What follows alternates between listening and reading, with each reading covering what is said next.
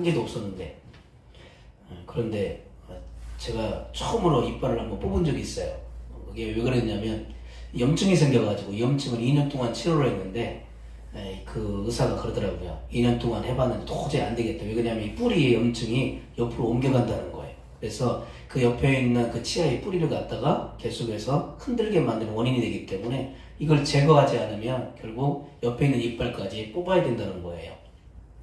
그래서 2년 동안 어떻게든지 한번 해보려고 했는데 안 돼서 그래서 제가 임플란트를 하나 심은 겁니다. 제 처음으로 임플란트를 심어봤어요. 그렇게 하다 보니까 이제 옆에 이빨이 어느 날 뭘 씹다 보니까 깨지더라고요. 그러니까 하나가 무너지니까 그 옆에 있는 애 염증은 없는데 이 이빨에 뭐 하냐면 힘이 약해져가지고 결국 그 이빨이 반절 정도가 깨지더라고요. 그래서 또 씌웠어요. 그러니까 하나가 시작되니까 반대쪽에 염증이 또 생겨가지고 또 하나 더 뭐 하냐면 신경치료를 했단 말이에요. 그러니까 나머지 이는 괜찮은데 벌써 3개가 그러더라고요. 왜 갑자기 이 이빨에 대한 얘기를 하냐면요. 그 원인을 제거하지 않으면 결국 그게 시작이 출발점인데 결국 다른 것에 또 다른 원인이 되어가지고 결국 그 일을 온전하게 만들지 못하는 그런 모습이 되어지더라는 겁니다. 신앙생활도 똑같은 것 같아요. 처음 내가 어떻게 출발할 것인가, 또 신앙생활을 내가 어떻게 새롭게 할 것인가, 그 출발은 늘 중요한 것 같아요. 여러분들이 이제 오늘 이번 한 주간이 주일로 출발하는 건 아니겠습니까? 오늘 성경에 나와 있는 것처럼 제자들이 그렇게 표현을 하고 있잖아요. 이렇게 표현합니다.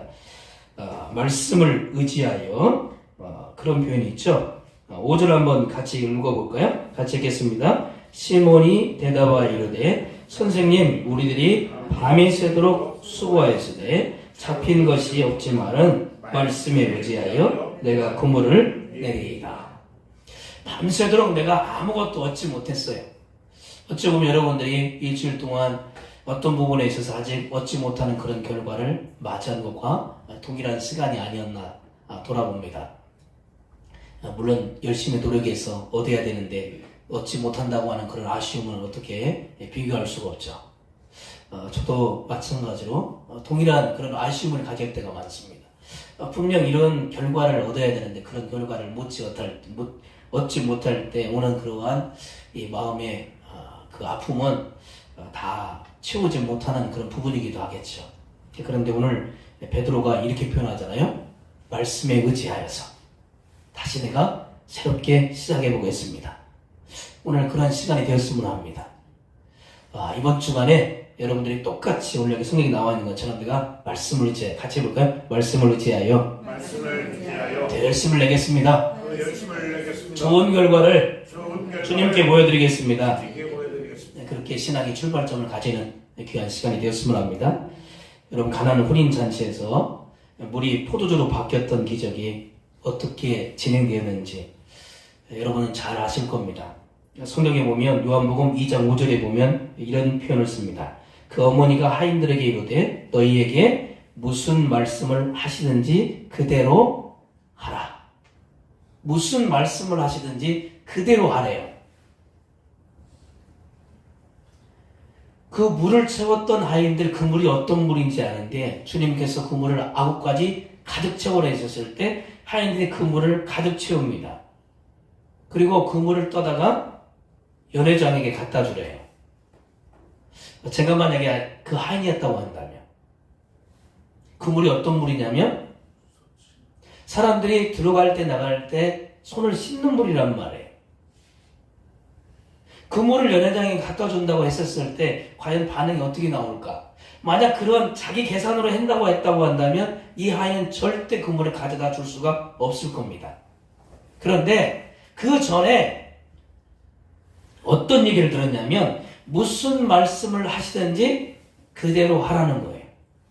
그 말의 순종의 역사가 연회장이 칭찬하겠고 그 혼인잔치에 떨어졌던 그 포도주가 가득 채워짐으로 인해서 가장 좋은 결과를 얻었다는 것을 말씀해 주고 있거든요. 물로 물이 변하여 포도주가 됐던 것은 그 하인의 순종의 결과입니다. 그러니 오늘 성경도 마찬가지로 내가 지금 밤새도록 내가 수고했고 그물을 던져봤고 많은 노력을 해왔지만 아무것도 얻지 못했지만 다시금 주님이 말씀하신 그 말씀을 내가 또 의지해봐서 다시금 힘을 얻어서 이번 한 주간도 그렇게 그물을 내가 내리겠습니다. 그러면 오늘 성경에 나와 있는 것처럼 그물이 찢어질 정도의 2배의 잠기는 놀라운 축복이 동일하게 저와 여러분들에게 주어지게 될 줄로 믿습니다. 그 믿음으로 오늘 출발하는 그런 시간이 되었으면 합니다. 선교사였던 존 윌리엄스가 가장 높은 산도 무너뜨릴 수 있는 2개의 짧은 단어가 있다라고 그렇게 설명을 합니다. 그것은 시험하다하고 믿으라라고 하는 그런 단어예요. 시험하다, 믿으라. 모세가 처음에 2단의 용어를 알지 못했다고 합니다. 그런데 하나님이 나중에 가르쳐주게 되어지는데, 여러분, 선원이 어둡고 거친 수면을 그렇게 내다볼 것이 아니라 저 하늘에 있는 북극성, 그것을 딱 바라보고 저 푸른 창공을 바라보면서 길을 잃어버렸어요. 그때 가장 길을 찾을 수 있는 것은 저 하늘에 있는 별을 바라보면서, 그 목적지를 바라보면서 그렇게 가르칠 때 내가 그 파도에, 아니면 그 파도에, 엄청난 파도에 휩쓸리지 않고 곧장 잘 달려갈 수 있다라고 그렇게 표현을 해줍니다. 모세가 거치게 파도치는 애굽의 진노에 여러 가지 많은 바다를 응시하고 있고, 그리고 또 거기에 매몰되어 있었다고 한다면 어떻게 이스라엘 백성들을 이끌 수 있겠어요? 못 이끌죠. 그런데 하나님은 그에게 시선을 어디에 두게 만드냐면 하늘을 향하라고, 나를 향하라고, 하나님께 향하라고, 내가 너와 함께 한다, 그 증거를 보여줬잖아요. 모세가 믿지 못했지만 그 믿지 못하는 모세를 향하여서 어떻게 하고 있냐면 계속 내가 너와 함께 한다, 그러면서 내가 스스로 내가 있다, 그런 증거를 보여주시면서 여러 가지 많은 기적을 통하여서 10가지 기적을 통하여서 애굽을 하나씩 하나씩 깨뜨리는 장면이 계속 이어지게 합니다. 하나님을 바라보면 홍해에 맡긴 그런 모든 것들이 밤새도록 하나님께서 말리시는 그 길을 만드시는 하나님, 그 하나님이 저와 여러분이 믿는 그 하나님인 줄로 믿습니다. 그렇다면 우리도 똑같이 시험하다고 믿으라는 그런 표현은요, 우리에게도 동일한 그런 시선인 것 같아요. 여러분들이 매 순간 겪는 여러 가지 많은 시련이 있고 어려움이 있다고 한다면 애굽의 거친 파도에 내가 눈에 치우쳐가는 것이 아니라 오늘도 여러분의 시선은 주의 말씀에, 그리고 주님께 고정시킴으로 인해서 오늘도 그 주님을 바라볼 때 반드시 우리의 삶 가운데 순종의 이루어짐으로 인해서 기적이 나타난 것처럼 주님의 응답이 저와 여러분들에게 동일하게 주어지게 될 줄로 믿습니다. 위기가 닥칠 때 당황하지 않고 당당하게 주님 앞에 바로 서가는 그런 삶이 될 때 하나님께서는 우리에게 더 깊은 곳에 가서 그 모든 것들을 누리게 하시는 그 하나님의 은혜가 담겨 있다는 얘기입니다.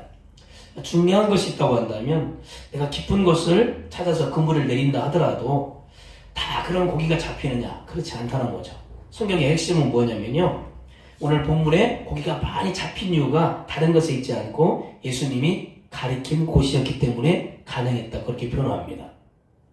여기저기 깊은 곳에 그물을 다 던진다고 해서 또 얻을 수 있느냐가 아니고 주님이 가리키신 곳, 주님이 지시하신 곳, 주님이 원하신 곳에 그물을 내릴 때에 이러한 찢어질 정도의 그런 그물들이 고기가 잡힐 수 있는 그런 은혜를 우리에게 주고 있다는 것이죠.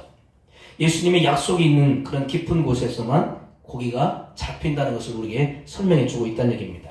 시몬과 야고보와 요한은 밤새도록 그물을 던졌지만 한 마리의 고기를 잡지 못하고 오늘 정말 허탈하고 허망하게 지금 그물을 지금 씻고 있는 중이었습니다. 그때 예수님이 그들에게 말씀하잖아요. 깊은 데로 가서 그물을 내려 고기를 잡으라고 합니다. 그러니까 깊은데 아무리 그냥 내가 보기에 깊은 곳이 아니라 주님이 지시하신 깊은 곳, 여기에다 그물을 내려라, 그런 지시가 있었을 때 거기에 찢어질 정도의 그런 고기가 많이 잡힌다는 것을 말씀하고 있는 거죠. 이 말씀은 단순히 깊은 곳에 가서 그물을 내리라는 그런 명령의 이상의 뜻이 그 속에 담겨 있다는 얘기입니다. 주님께서는 시몬 베드로에게 원하셨던 것은 다른 게 아닙니다. 깊은 곳에서 고기를 많이 잡는 것이 아니라 예수님과 깊은 관계를 맺으면서 살도록 하시는 주님의 초청이었다는 것을 우리에게 설명해 주기도 합니다. 우리가 주님이 깊은 곳, 주님과의 깊은 교제를 통해서 얻을 수 있는 것들이 많이 있다는 것을 생각한다고 한다면 이 지금 사순절 기간이잖아요. 이 사순절 기간을 통해서 여러분들이 매 순간 우리의 삶을 예전보다 좀 다르게 그동안 내가 한쪽에 치우쳤다고 한다면 다른 시간이 아니더라도 주님이 부활하시는 그런 시간까지만이라도 우리의 삶을 좀 정돈하고 또 바르게 가질 수 있는 그런 시간이 제가 볼 때는 더 깊은 곳으로 나아가는 그런 시간이 아닌가 생각을 합니다. 꼭 우리가 시간을 정해가지고 하진 않지만 제가 25일부터는 제가 새벽 그렇게 시간을 좀 가져보려고 하는데 그 전까지는 여러분들이 가정에서 직장에 있었든지 어느 곳에 있든지 여러분을 좀 더 주님과의 깊은 곳으로 좀 갈 수 있는 그런 시간을 마련하심으로 인해서 주님과 그동안 놓쳤던 그런 은혜를 좀 회복할 수 있는 시간이 되시고 또 주님과의 깊은 기도를 통해서 더 좋은 응답을 경험할 수 있는 그런 시간이 됐으면 합니다. 주님이 원하시는 깊은 데로 나가라는 그러한 뜻은 어떤 모습인가 오늘 제가 이렇게 첫 번째로 정해보았습니다. 말씀의 깊이가 곧 순종으로 더해진다는 얘기입니다. 우리 옆 사람이 이렇게 보면 말씀의 깊이가 순종으로 더해져야 합니다. 한국교회의 가장 큰 성도들의 문제점이 있다고 하는 이 문제인 것 같아요. 깊은 말씀의 깊이에 비해서 더 큰 순종으로 나가지 못한다는 겁니다. 이 말씀의 깊이가 얼마나 깊어졌는지 성도들의 수준이 목사님들의 수준보다 더 넘어서는 분들이 많이 있어요. 그런데 문제는 더 큰 순종으로 나가지 않는다는 게 문제죠. 삶의 말씀의 깊이는 더 깊게 알아가는데 삶 속에서 더 큰 순종으로 나가지 못한다는 것. 이것이 가장 큰 문제인 거죠. 말씀을 더 깊게 알고 또 그 깊이 있는 그런 말씀을 통해서 내가 배움에 있는 거 좋습니다. 그런데 삶 속에서 그러면 그렇게 알고 있었던 것을 그러면 순종하냔 말이에요. 깊이 있는 것만큼 더 큰 순종이 가야 되는데 그렇지 못하기 때문에 지금 한국 사회가 이렇게 세상에 좀 찌든 여러 가지 많은 것들에서 물들어가고 있지는 않은지 진짜 걱정되는 일들이 많아요.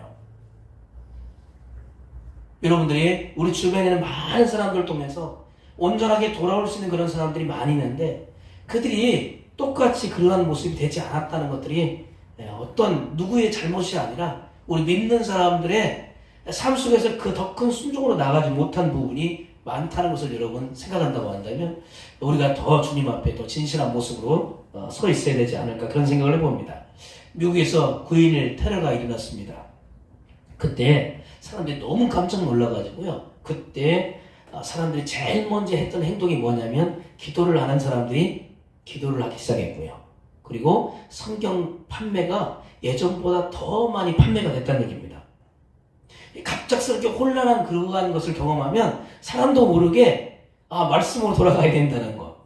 미국의 그 초창기 그 믿음의 순수성이 있기 때문에 그들이 제일 먼저 했던 건 뭐냐면 기도하는 사람들이 많아졌고 그리고 성경을 사보는 사람들이 굉장히 많이 늘어났다는 겁니다. 말씀 앞으로 나아갈 수밖에 없다는 것을 보여준 그런 모습이죠. 하지만 그 일이 있고 난 다음에 딱 1년이 지났어요. 9.11 테러가 일어나고 난 다음에 1년 지나고 난 다음에 어떤 모습이 되냐면 본래대로 돌아가고 말았다는 거예요. 성경 판매 배수가 뭐냐면요. 그 예전 똑같이 가더라는 거예요.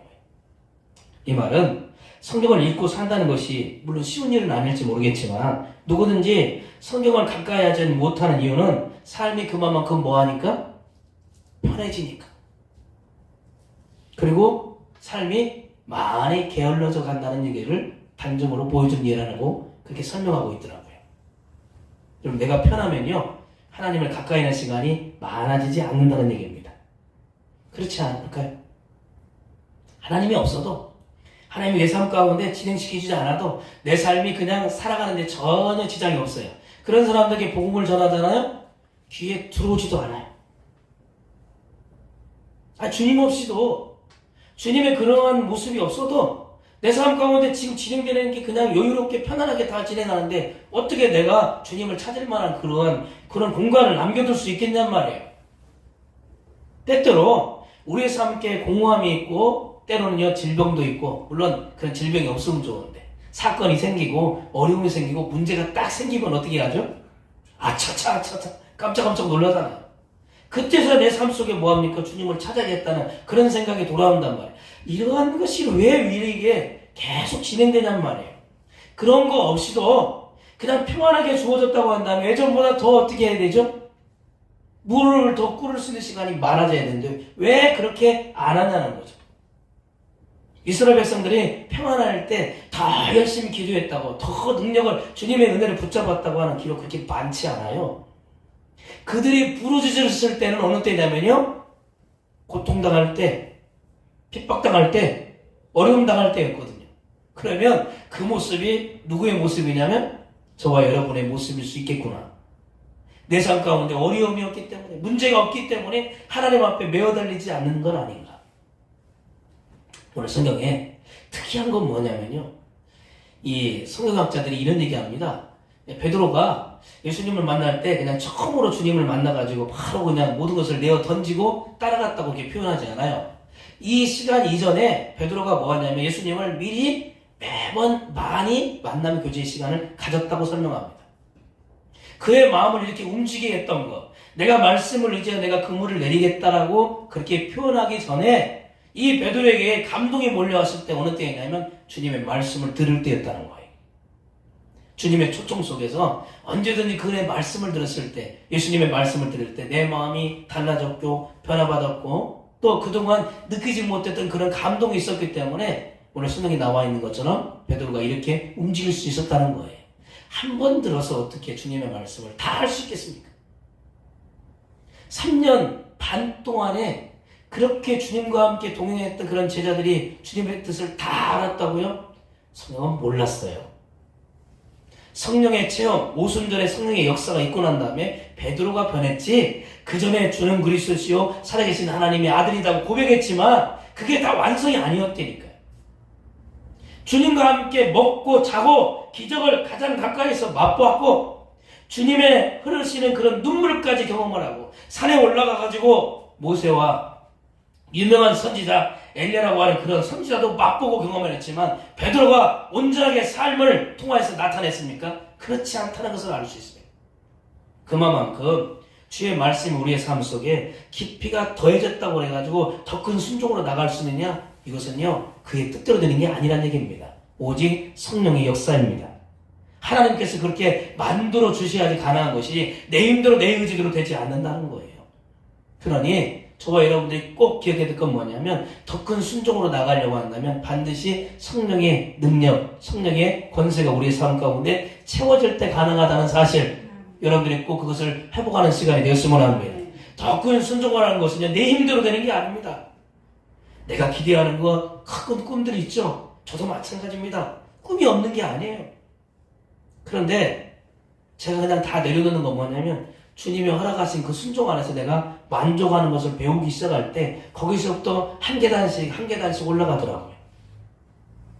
주님이 원하시는 그런 큰 꿈을 꽂아서 가졌다고 그래가지고 다 되는 게 아니라고요.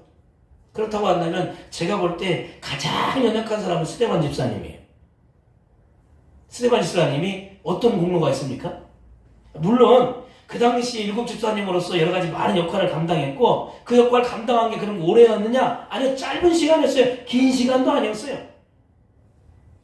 그런데 오히려 미움을 받고 시기를 받아서 어떤 것을 경험하냐면 서로 논쟁을 하다가 결국 그 논쟁에서 힘에 의해서 어떻게 되어집니까? 돌에 맞아 순교하시잖아요. 자, 그런 것으로 본다고 한다면, 그러면 스데반 집사님이 그냥 만약에 제가 스데반 집사님이었다고 생각한다고 한다면, 내가 돌에 맞아 숨겨야 된다고 생각한다고 한다면, 그것도 짧은 기간에, 아니 주님이 나에게 베푸신 그런 은혜가 있고 넓은 도량이 있고 지금까지 사람들에게 인정받을 만한 일곱 집사님의 선출될 수 있는 그런 사람이 됐다고 한다면 오래 장기적으로 쓰시는 게 좋잖아요. 그렇지 않습니까? 그런데 아주 다 짧게 그것도 영향을 갖다가 그렇게 많이 제공해 주셨고 더 큰 능력으로 사용될 만한 그런 시기인데도 불구하고 만약에 그렇게 했다고 한다면 그걸 여러분 내가 다 받아들일 만한 사람이 어디 있어요? 물론 하나님의 은혜가 있기 때문에 가능했지만 그냥 일반적으로 생각한다면 얼마나 안타까운 모습이냔 말이에요.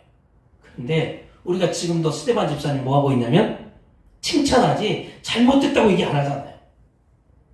지금도 스데반 집사님이 얼굴이 무슨 얼굴이 됐다고 표현하냐면 천사의 얼굴이 됐다고 표현하고 있지, 그 스데반 집사님이 얼굴 읽으려가면서 왜 하나님 여기까지 나를 사용하려고 나를 선택했습니까? 그런 얘기 안 하잖아요.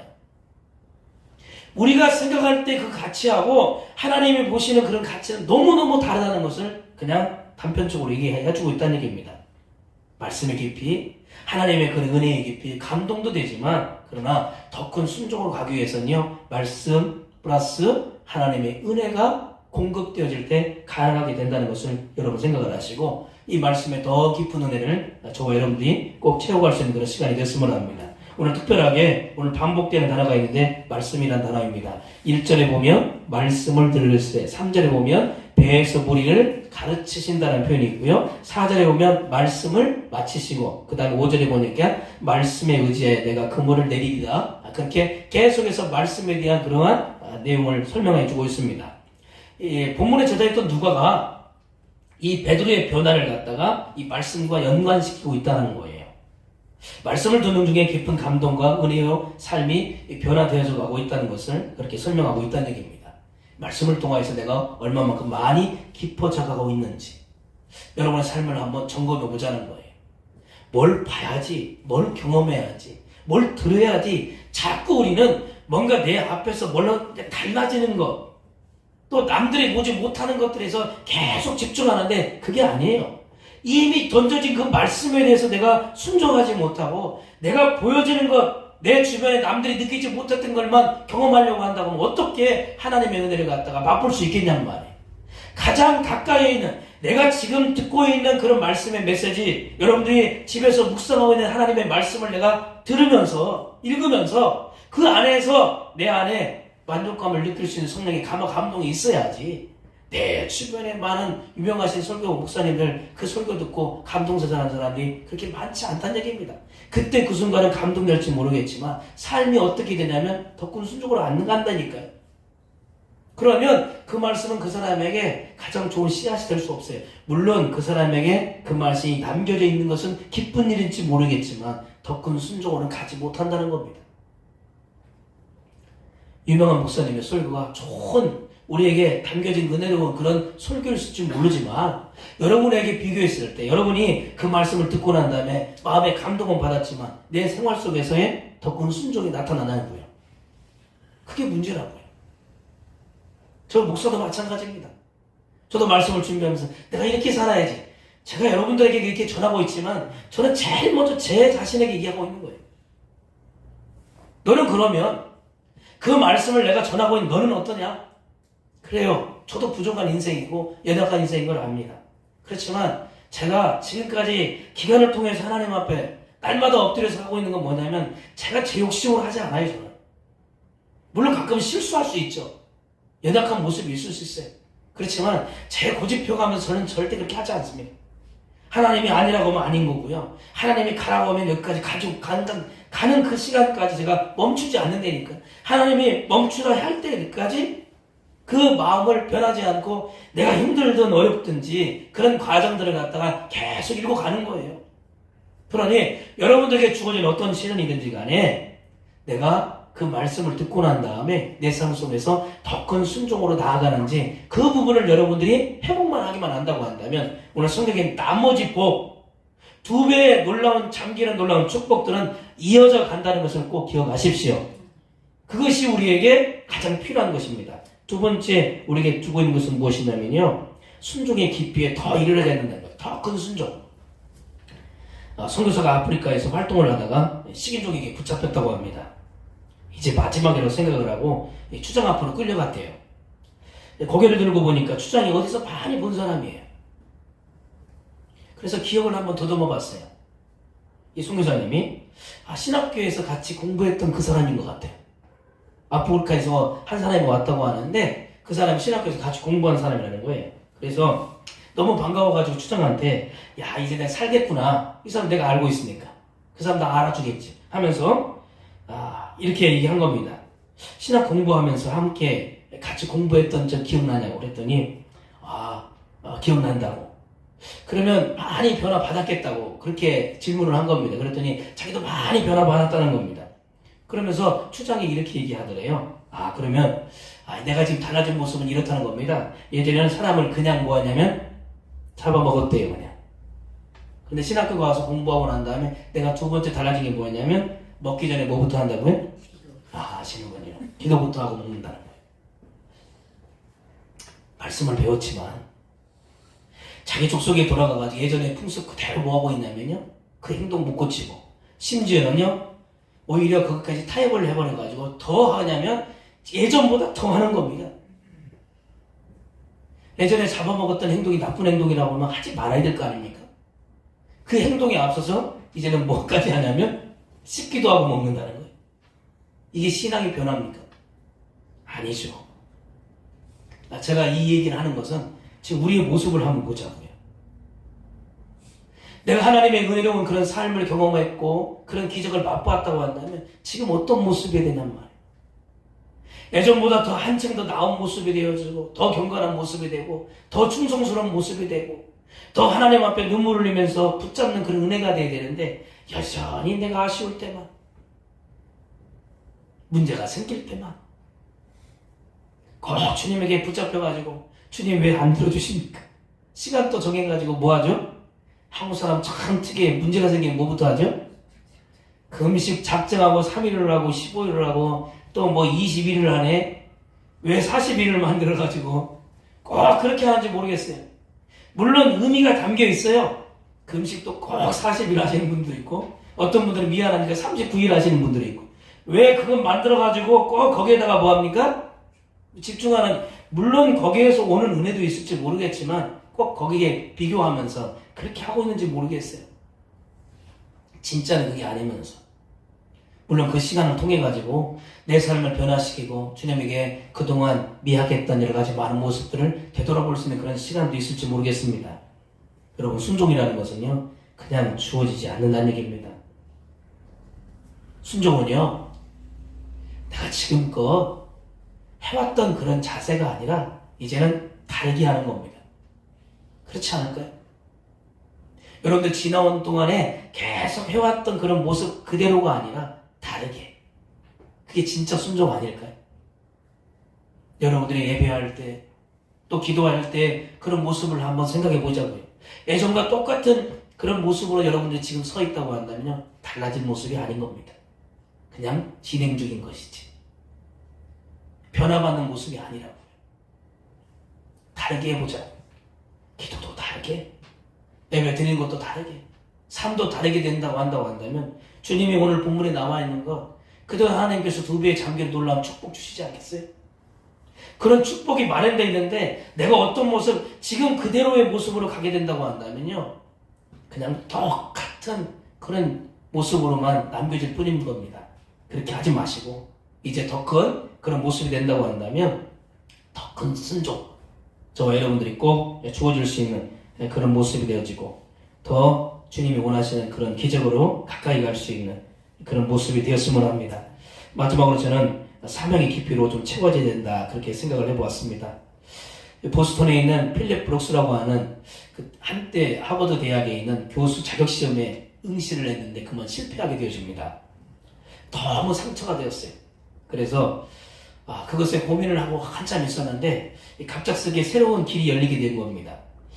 신학교에 입학을 해가지고 신학을 공부하고 난 다음에 이 보스턴의 유명한 교회에서 설교하는 그런 시간을 가지게 된 겁니다. 그런데 이 설교에 하나님 은혜가 얼마나 많이 주어졌는지 그 설교 듣는 사람들이 뭐하냐면요 감동이 되어가지고 심지어는 자기 이웃에 있던 양복 직공이 그의 설교를 듣고 난 다음에 즉시로 그에게 목사님 설교를 들으실 때 목사님 모습은 갑자기 사라지더니 하나님 영광이 드러나게 됐다고 하면서 감동을 받았다는 거예요. 이분의 그 목적은 뭐였냐면 하버드의 유명한 교수가 되는 그런 길이었는데 그게 탈락됨으로 인해 가지고 얻어진 게 뭐냐면 설교였단 말이에요. 그러니까 하나님이 이 사람을 어떻게 쓰시는지 내 계획하고 하나님 계획이 다르다는 것을 이렇게 설명해 주고 있는 거거든요. 하나님은 내가 실패한 게 실패가 아니고 하나님은 언제든지 다른 계획 속에서 또 다른 성공을 하나님이 계속 이어갈 수 있도록 하나님이 그 길을 마련해 놓고 있다는 얘기예요. 그러니 혹시나 여러분들이 뭔가 얻으려고 했던 것 놓친 것이 있다고 한다면 그게 끝이 아니라는 것을 말씀하고 있는 겁니다. 우리가 또 다른 길로 내가 나아갈 수 있는 더 깊은 것은 무엇이냐면 이걸로 마침표를 찍지 말라는 거예요. 내가 또 다른 길로 하나님 인도하시는 그런 목적지를 재수정할 때 하나님께서는 여러분 빈손 들고 오지 않도록 양손에 오히려 그 짐꾸러미를 더 크게 가져올 수 있는 그런 삶으로 여러분을 그를 인도한다는 것을 여러분 생각을 하시고, 우리 주님의 부르시는 그 부름에 오늘 베드로가 결단했던 것처럼 말씀에 의지하여서 내가 그물을 내리리이다. 이번 한 주간이 그런 은혜로운 시간이 돼서 또 다른 그런 말씀을 내가 부여잡고 더 깊은 기도에, 말씀의 깊이에 더 큰 순종으로 나갈 수 있는, 그리고 사명의 깊이로 나갈 수 있는 복된 시간 되기를 주님의 이름으로 축복해 드립니다. 기도하겠습니다. 하나님 감사합니다. 오늘 베드로는 밤새도록 그물을 내려봤지만 아무것도 거둔 적이 없습니다. 그렇지만 주님께서 깊은 데로 가서 고개를 그물을 내리라 했을 때 말씀에 의지하여서 내가 그물을 내리리이다. 그 그물을 다시금 정리해서 배에 옮겨서 배를 타고 주님이 원하시는 그러한 시간까지 가는 그 시간이 있고 경과된 그러한 노력들이 있습니다. 그것도 아깝지 않고 주님이 말씀하신 곳에 이를 때 얻어지는 것이라는 겁니다. 우리는 내가 잠깐 수고했던 것, 그 그물을 갖다가 내렸던 것만 기억을 하고 오히려 그것을 다 정리하고 다시 그물을 싣고 그 배를 옮겨가는 그런 시간에 대했던 모든 것들을 투자하는 것, 그것에 더 큰 순종으로 나아갈 수 있는 그 길이 있다는 것을 놓치고 사는 경우가 많습니다. 우리가 다시금 새롭게 믿음의 출발점을 이 시간을 선택한다고 한다면 주님이 원하시는 그런 말씀의 깊이에, 주님이 원하시는 그곳에 이를 때까지 우리의 수고, 우리의 모든 시간들을 아깝게 여길 것이 아니라 반드시 이러한 노력의 결과가 또 다른 순종으로 이어진다는 것을 마음속에 새기는 그런 한 주간 될 수 있도록 붙잡아 주시옵소서. 예수님의 이름으로 간절히 축복하며 감사로 기도를 드립니다. 아멘. 534장 드리겠습니다.